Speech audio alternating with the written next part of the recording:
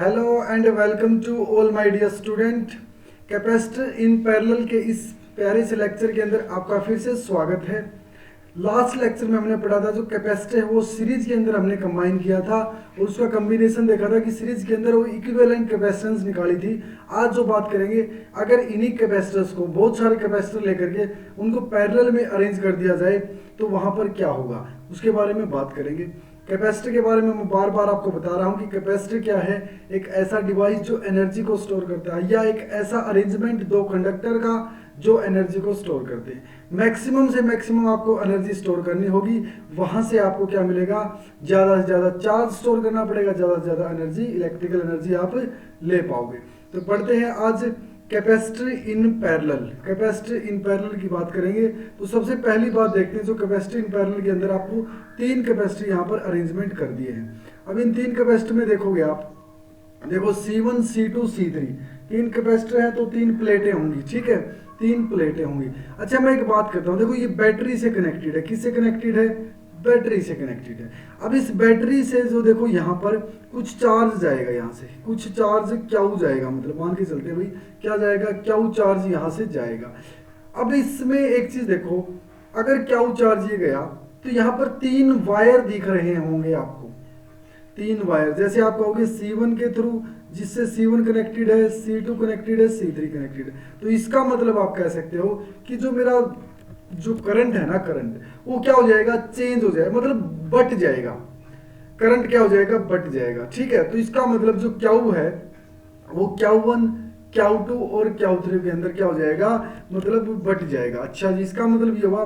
अब potential difference की बात कर लेते हैं। चल पोटेंशियल डिफरेंस क्या रहेगा, देखो यहाँ पर मैं बात करता हूँ, जैसे अगर इस पॉइंट का पोटेंशियल डिफरेंस क्या है, आप कहोगे V है, क्या है, V है, और इस पॉइंट का कहोगे, आप कहोगे 0 है, ठीक है। अगर मैं इधर से लेकर के जाता हूँ और इधर से देखता हूँ, देखो यहाँ पर भी अगर इस पॉइंट की बात करता हूँ, इस पॉइंट की बात करता हूँ, इस पॉइंट की बात करता हूँ, तो तीनों जगह आपका पोटेंशियल क्या मिलेगा, V मिलेगा, ठीक है। अगर दूसरी जगह यहीं पर बात करता हूँ तो यहाँ पर आपको 0 मिलेगा, यहाँ पर भी 0 मिलेगा, यहाँ पर भी 0 मिलेगा। तो मैं कहूँगा कि C3 का जो पोटेंशियल डिफरेंस है वो V रहेगा, इसी तरह C2 का भी V रहेगा और C1 का भी V रहेगा। तो मैं कहता हूं कि आपका जो कैपेसिटेंस है ना, जो पोटेंशियल डिफरेंस है ना, V अप्लाइड किया गया है आपके द्वारा, बैटरी के द्वारा A और B के बीच में, तो यहां आप देखोगे ये क्या रहेगा, सेम रहेगा, इक्वल रहेगा, क्या रहेगा, इक्वल रहेगा। और चार्जेस आपका क्या रहेगा, क्यू किस में टूट जाएगा, आप कहोगे क्यू आपका Q1 Q2 और Q3 में क्या हो जाएगा, स्प्लिट हो जाएगा, बट जाएगा। भाई इतनी सारी बातें अभी तक हमने सीख ली। अब क्या हो गया, तो यहां से कह सकते हैं कि भाई जो कैपेसिटर है ना आपका, कैपेसिटर उसके पास क्या है, सेम पोटेंशियल डिफरेंस है। क्या होगा, तो पैरेलल में क्या होगा, सेम पोटेंशियल डिफरेंस, और सीरीज में क्या होगा, सेम चार्ज। क्योंकि आप देख रहे थे वहां पर सीरीज के अंदर एक ही वायर के अंदर तीनों आपके कैपेसिटर क्या थे, वो थे। लेकिन यहां देखोगे आप अलग अलग वायर में, तो अलग अलग वायर में अलग अलग करंट जाएगा। आप ऐसे सोच सकते हो कि अलग अलग वायर के अंदर अलग अलग करंट जाएगा, अलग अलग चार्ज जाएगा। अच्छा, इतना कुछ करने के बाद अब देखो यहां से इसका मतलब ये हो गया, जो पोजीशन है, it is a position to store charge according to its capacity. अच्छा, इसका मतलब ये पोजीशन देखो, आप यहाँ पर पोजीशन भी देख सकते हो, यहां से यहां तक आपकी जो सेम पोजीशन है तीनों में, ठीक है, ओके।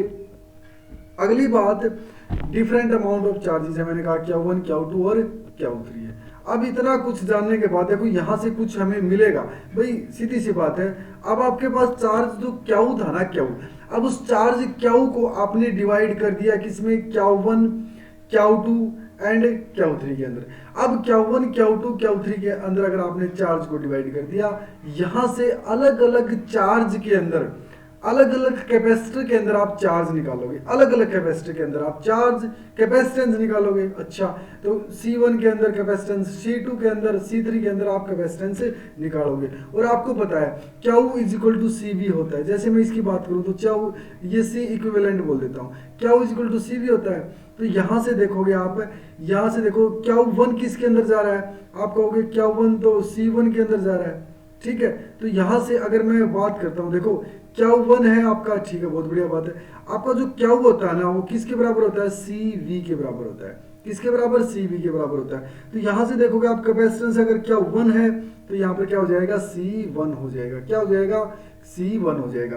तो बात करते हैं भाई, देखो Q1 हुआ तो C1 हुआ, V आपका सेम रहने वाला सभी में। अगर Q2 हुआ तो C2 हुआ, Q2 हुआ तो C2 हुआ, और Q3 हुआ तो C3 हुआ। अब तीनों से हमने Q1 Q2 अगर निकाल लिए हैं तो यहाँ से देखोगे आप इनको आप ऐड कर सकते हो, वही सीधी सी बात है ना। कैसे, आप कहोगे Q1 plus Q2 plus Q3, ठीक है। यहाँ से ऐड करते हैं आपका Q की वैल्यू आ जाती है, किसकी वैल्यू, Q की वैल्यू। देखो यहाँ Q1 plus Q2 plus Q3 करोगे आप, Q की वैल्यू होगी, और Q की वैल्यू का आप क्या लिखते हो, CV, और ये क्या हो जाएगा C1V, V इनमें तीनों में कॉमन आकर के C1 plus C2 plus C3, और V से V कैंसिल, तो यहाँ से आपकी C इक्विवेलेंट क्या निकल के आती है, C1 plus C2 plus C3। अब एक फंडा तो ये क्लियर हुआ कि भाई जो पैरेलल में अगर आप कैपेसिटेंस या कैपेसिटर को आप अरेंज करते हो तो वहां पर जो इक्विवेलेंट कैपेसिटेंस होगी वो इंडिविजुअली ऐड हो जाएगी। अच्छा, इतना सा समझ में आया। अब क्या होगा, देखो ये था, अगर यहाँ पर n कैपेसिटर भी अगर आप ऐड कर दो, n कैपेसिटर भी ऐड कर दो, तो वहां पर देखो ये वैल्यू जो है n तक चली जाएगी, ठीक है। देखो यहाँ पर जो हमने अभी तक पढ़ा था, भाई आपने देखा था पैरेलल कैपेसिटर, यहाँ पर क्या था, देखो पैरेलल कैपेसिटर क्या था, parallel capacitor C1 plus C2 plus C3। और अगर इसकी बात करें तो ये क्या था, सीरीज कैपेसिटर। किसकी बात है, सीरीज कैपेसिटर। ओके, तो यहाँ देख रहे हो आप, ये था सीरीज कैपेसिटर और ये था आपका पैरेलल कैपेसिटर। दोनों के बारे में हमने अभी तक बात की। अच्छा, एक क्वेश्चन इसी से देखो, इनसे क्वेश्चन देखते हैं भाई क्या होगा, क्वेश्चन से और आपका पॉइंट क्लियर हो जाएगा, ठीक है। क्या होगा, क्लियर हो जाएगा पॉइंट भी, कैसे आप इसको क्वेश्चन को सोल्व कर पाते हो। देखो भाई बढ़िया क्वेश्चन, बिल्कुल आसानी से क्वेश्चन को देखेंगे, बिल्कुल अच्छा सा क्वेश्चन किया जाएगा। देखो एक बार तो सिंपल क्वेश्चन देख लेते हैं। जैसे मैं कहूँगा कि मेरे पास 2 कैपेसिटर हैं, ठीक है, ये 2 कैपेसिटर है भाई, ओके, और यहाँ पर एक कैपेसिटर और है, ठीक है, और ये बैटरी से कनेक्टेड है। किससे कनेक्टेड है, ये स्विच हो गया भाई, बैटरी से कनेक्टेड है, ठीक है। और इनकी कैपेसिटेंस अगर बताऊं, इसकी C कैपेसिटेंस, इसकी C कैपेसिटेंस, इसकी भी C कैपेसिटेंस होगी। Okay, find equivalent capacitance between A and B। देखो यहाँ पर अगर मैं बात करता हूँ, देखो ये A पॉइंट है, B पॉइंट है, आप मतलब इनकी इंडिविजुअल कैपेसिटेंस आपको निकालनी है, ठीक है। आप कहोगे फाइंड C इक्विवेलेंट, आपको total C equivalent between A and B के बीच में आपको निकालनी है, या आप ऐसे बोल सकते हो। अब यहाँ से एक चीज और आप समझने की कोशिश करना कि देखो यहाँ जो अरेंजमेंट आपको दिखाई दे रहा है ना, पहले तो उसको समझना, अरेंजमेंट को समझना पहले तो। ये देखो, पहले ये दोनों किस में है, आप कहोगे सीरीज में। अगर ये सीरीज में है तो मैं क्या कहूँगा, आपको, मैं कहूँगा कि 1/C प्लस 1/C, तो ये हो जाएगा 2/C, और 2/C ये तो आपका 1/C इक्विवेलेंट डैश बोल देता हूँ मैं इस वाले, इन दोनों का कॉम्बिनेशन, ठीक है। तो ये हो जाएगा 2/C, तो C इक्विवेलेंट डैश की वैल्यू आपके वो सामने आई C/2। ये वैल्यू तो आपकी आई ऊपर वाले की। अब ऊपर वाला और ये C आपका क्या है, पैरेलल में है, तो आप कहोगे क्या, मतलब C/2 प्लस C, ठीक है, तो 3C/2, ये क्या होता है, दोनों ऐड हो जाते हैं भाई, ये 1 में ऐड होते हैं ये, तो यहाँ पर कहोगे आप C इक्विवेलेंट, टोटल आपकी कैपेसिटेंस 3C2 निकल के आती है। देखो यहाँ से आपका जो वैल्यू है वो आपको पता चली भाई, कैसे आप कैपेसिटेंस की वैल्यू निकाल सकते हो। बहुत सारे कॉम्बिनेशन आपको दिए मिलेंगे, इसी टाइप का एक कॉम्बिनेशन आपको और दिखा मिलेगा। कैसे, मैं समझाता हूँ आपको। क्या आप कहोगे कि भाई मेरे पास A और B पॉइंट के बीच में ये कैपेसिटेंस है, ये भी कैपेसिटेंस है, ठीक है, यहाँ पर ये कैपेसिटेंस, ये कैपेसिटेंस, ये पॉइंट A है और ये पॉइंट B है, ठीक है, और इनके बीच में आपको कैपेसिटेंस निकालनी है। आप कहोगे ये 1 माइक्रो फैरेड है, ठीक है, और ये 2 माइक्रो फैरेड, और ये 3 माइक्रो फैरेड, और ये 4 माइक्रो फैरेड। ये वैल्यू आपको गिवन है, और A एंड B के बीच में आपको C equivalent between A and B, A और B के बीच में आपको C इक्विवेलेंट फाइंड आउट करनी है। इतना कुछ हो गया भाई, बिल्कुल आसान सा क्वेश्चन। देखो क्या करना है आपको, आप कहोगे पहले मैं ऊपर वालों का समझौता करता हूँ। मैं क्या करता हूँ, ऊपर वाले लेके चलता हूँ। कैसे, आप कहोगे कि भाई ऊपर वाले कैसे करोगे आप, फटाक से देखो, यहाँ से अगर मैं इसकी बात करूंगा तो ये ऊपर वाले हैं मेरे पैरेलल सीरीज के अंदर। किसके अंदर? सीरीज के अंदर। इन दोनों को मैं निपटा लेता हूँ। तो मैं ऊपर वाला को ऐसे बनाऊंगा तो आप देखोगे कि भाई ये 1 माइक्रो फैरेड और ये 2 माइक्रो फैरेड। अगर इन दोनों का इक्विवेलेंट निकालता हूँ तो मैं 1/1 प्लस 1/2, ये क्या आ जाएगा भाई 3/2। अब ये तो आपका 1/c आया है, ठीक है, तो यहाँ से c की वैल्यू कितनी आ जाएगी, आप कहोगे 2/3। ये ऊपर वाले से कैपेसिटेंस से आपका c इक्विवेलेंट निकल के आया है, जिसकी वैल्यू आपके सामने कितनी होगी 2/3। ओके, अब नीचे वाले की बात करूं तो ये क्या हो जाएगा, आप कहोगे क्या 1/3, यही निकाल देता हूं भाई 1/3 प्लस 1/4, आप कहोगे 12 ले लिया, ठीक है, 7/12, तो यहाँ से 12/7 आपके पास c फिर निकल के आती है। इन दोनों की आपकी कैपेसिटेंस क्या 12/7। अब दोनों देखो, ये दोनों पैरेलल के अंदर है, देखो यहाँ पर अब कॉम्बिनेशन इसका इक्विवेलेंट एक वेक्टर निकल गया, इस कैपेसिटी निकल गया, ये 2/3 था और ये आपका 12/7 है।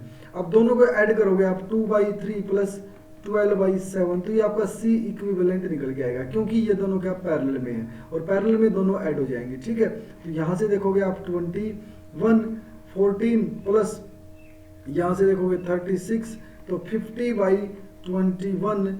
अब देखो कैपेसिटेंस है ना, तो माइक्रो फैरेड क्या हो जाएगी, माइक्रो फैरेड। ये वैल्यू आपको गिवन दी थी, ये वैल्यू हम निकाल सकते हैं। तो ये तो आपका कॉम्बिनेशन हो जाता है अभी आपके सामने जो वैल्यूज आप निकाल रहे हो, ठीक है।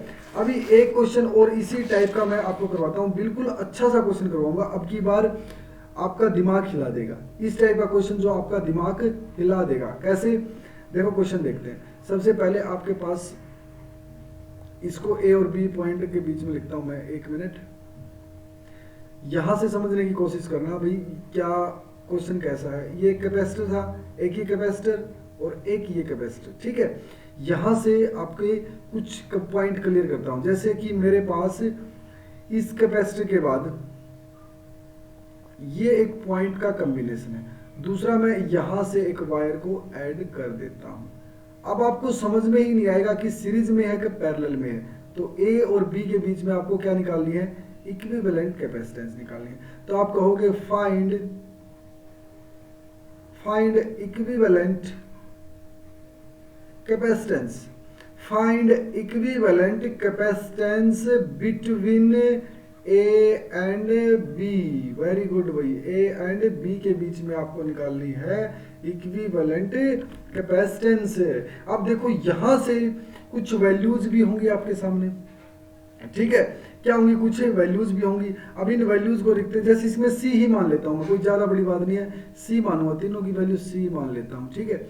और सबसे मेन पॉइंट क्या है, ए और बी के बीच में कैपेसिटेंस निकालने से पहले आपको कुछ पॉइंट नोटिस करने होंगे। जैसे कि मैं कहूँगा कि ये पॉइंट आपका पी ले लेता हूं मैं, क्या पी ले लेता हूं, ठीक है। उससे क्या होगा, देखिए क्वेश्चन आसान हो जाएगा। आप कहोगे ये पॉइंट मेरा पी है और ये पॉइंट मेरा क्यू है, ये पॉइंट मेरा आर है और ये पॉइंट मेरा एस है।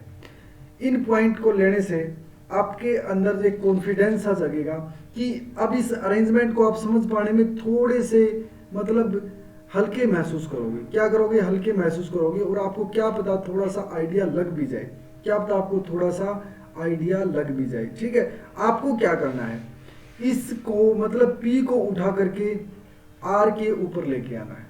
P को ऐसे उठाओगे आप, R के ऊपर लेके आओगे, कैसे, समझते हैं पॉइंट को भाई। P से यहां से आप देखोगे P को उठा करके R पे लेके आते ही आपके साथ क्या फंडा हो जाएगा, यहां से आप समझोगे P से R, और Q को S या S को उठा करके Q पर लेके जाओगे। यहां से थोड़ा सा और समझने की कोशिश करना कि भाई ये P से उठा करके Q पर, Q से उठा करके R पर ये क्यों किया जा रहा है, ताकि आपको क्या हो, यहाँ पर प्रॉपर अरेंजमेंट समझ में आ जाए। P से R में कुछ कनेक्शन तो है नहीं, यहाँ से देखोगे आप P से R तक कुछ कनेक्शन तो है नहीं, तो इसलिए हम क्या करते हैं, इसको उठा करके यहाँ पर लेके जाते हैं। अब फंडा आपको क्लियरली समझ में आएगा। आप क्या कहोगे, देखो P से उठा करके R तक लेके आने के लिए मैं यहाँ से B से चलता हूँ, ठीक है। अब यहाँ से देखो ये P को उठा करके R पे लेके जाने के बाद ये पॉइंट हो जाएगा, अब क्या हो जाएगा, ये पॉइंट। अब ये पॉइंट R और P हो जाएगा, कैसे, एक बार समझते हैं इसी पॉइंट को, ठीक है। ये पॉइंट मेरा, एक मिनट इसको थोड़ा रब करते हैं। देखना इस क्वेश्चन को कितना क्लियर करेगा, ये क्वेश्चन आपका कंसेप्ट कितना क्लियर करेगा, ये आपको ही देखना। देखो मैं कहूंगा कि ये वैल्यू है भाई आपकी, और यहां से अगर मैं बात की जाए तो ये पॉइंट है जो आपका पहले आर था, यहां पर पी को भी ले आया मैं। अब जैसे ही देखो ये इस छड़ी को ऐसे उठा के लेके आओगे वायर को, तो मैं ए का मुंह उस साइड कर देता हूं, ये ए वायर तो इस साइड रहेगा ही ना, ठीक है। तो आर और पी एक साइड हो जाते हैं, आर और पी एक साइड हो जाते हैं, बहुत बढ़िया बात भाई। अब यहां से देखो, यहां ए से आप पी आर गए, ए से आप फिर आप गए पी और पी के ऊपर आर गए। अब आर से आपको बी तक जाना है, आर से आपको कहां तक जाना है, मैं कहूंगा कि मान के चलता हूं मेरा बी ये है। अब आर से आगे बी तक जाओगे तो एक कैपेसिटर आपको ये मिल जाएगा, क्या मिल जाएगा, एक कैपेसिटर। तो मैं कहूंगा कि एक कैपेसिटर मेरा ये रहा, ठीक है, सी कैपेसिटेंस वाला। अब देखो ये आर और एस के बीच में, आर और एस के बीच में एक कैपेसिटेंस मिली आपको, ये एस हो गया अभी आपका, आर और एस के बीच में एक कैपेसिटेंस मिली आपको, ठीक है। अब दूसरी बात करता हूं मैं क्या करता हूं, मुझे एस पॉइंट मिल गया भाई, ठीक है। अब मैं क्याऊ को उठा करके एस पे ले आता हूं, किसको, क्याऊ को उठा करके। अब क्याऊ और एस को मैं एक जगह कर देता हूं, यहां मैं क्याऊ और ले आता हूं। अब जैसे ही क्याऊ लेके आओगे आप, यहां से देखो यहाँ पर एस पे क्याऊ लेके आओगे, ठीक है, ऐसे आप क्याऊ को लेके आओगे तो यहां देखो अब आपको क्याऊ से आर जाना है, क्याऊ से आपको आर जाना है, ठीक है। आप कहोगे क्याऊ से आर ऐसे चले जाओगे। अब क्याऊ से आर चले जाओगे तो देखो ये क्याऊ से आर का रास्ता ऐसे आपको जनरेट करना पड़ेगा, ठीक है। दूसरी बात, क्याऊ से आर होते हुए भी एक रास्ता ये चला गया, ठीक है। और ये देखो पॉइंट कौन सा था, पी से क्याऊ। अब देखो ये पी से आपको क्याऊ जाना है तो एक पॉइंट आपका ये भी आपका हो जाएगा, पी से पॉइंट। तो यहाँ आप भी सभी देखो सभी पॉइंट आपके क्लियर हो गए, ठीक है। और ये तीनों मुझे किस में लग रहे हैं, पैरेलल में, किस में, पैरेलल में। तो मैं यहाँ से सीधा मतलब C इक्विवेलेंट में C प्लस C ऐड कर देता हूँ। ये देखो अरेंजमेंट अगर आपको समझ में आ गया ना, ये अरेंजमेंट आपको समझ में आ गया, आपने नंबरिंग कर दी, आपने एक एक को उठा करके आप कहाँ रख रहे हो, एक पॉइंट पे रख रहे हो। समझना, एक बार और समझाने की कोशिश करता हूँ इस क्वेश्चन के अंदर, आपको देखना कि मान के चलिए भाई, जैसे हमारे पास क्या था, पी पॉइंट था, हमने क्या किया, देखो पी पॉइंट से अपने पी पॉइंट से इस पी पॉइंट को उठाया और आर पे लेके आए। अब आर पे लेके आने के बाद आप जा रहे हो आर से एस, देखो यहां से चलते आप इस वायर से होते हुए चले, आप इस वायर को समेट के लेके आए और ये आर के ऊपर रख दिया पी पॉइंट। अब आर से एस का रास्ता आपने चूज किया, यहां से कहां से, आर से एस का रास्ता। तो मैं कहूंगा कि मैंने आर से ऐसे रास्ता चूज किया भाई, ठीक है। ये पॉइंट मेरा आर था और यहां से एस का मैंने रास्ता चूज किया, आप ऐसे समझ सकते हो, ठीक है। आर से एस का रास्ता ऐसे चूज किया मैंने। अब फंडा क्या था, अब मुझे एस से क्याऊ जाना है भाई, एस से क्याऊ जाना है, या एस से आर तो मैं चला गया। अब मैं क्या करता हूं, देखो क्याऊ को भी मैं एस के ऊपर समेट के ले आता हूं, एस के ऊपर समेट के ले आता हूं। अब जैसे ही मैंने एस के ऊपर क्याऊ को समेट के ले गया तो मुझे अब क्याऊ से आर भी जाना पड़ेगा, और क्याऊ से आर के बीच में मुझे कैपेसिटेंस नजर आई, क्या आई, कैपेसिटेंस। अब क्याऊ से आर भी चला जाता हूं मैं, बहुत बढ़िया बात। अब क्याऊ से पी भी चला जाऊंगा, क्योंकि मैंने आर के ऊपर पी पॉइंट लेके आया था ना, तो यहां से देखोगे आप मैं पी पॉइंट भी लेके आता हूं। तो यहां से तीनों कैपेसिटेंस आपकी पैरेलल में नजर आई, ये आपका फंडा था भाई।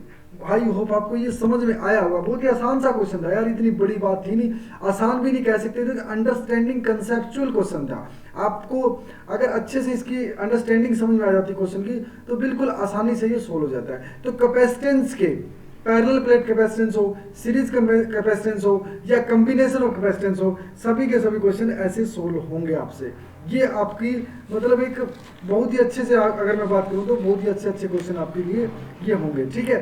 तो आपको मैं बताता हूँ ये सीरीज कॉम्बिनेशन था, पैरेलल कॉम्बिनेशन था। उसके बाद बात करेंगे एनर्जी स्टोर इन कैपेसिटर के बारे में भी बात करेंगे।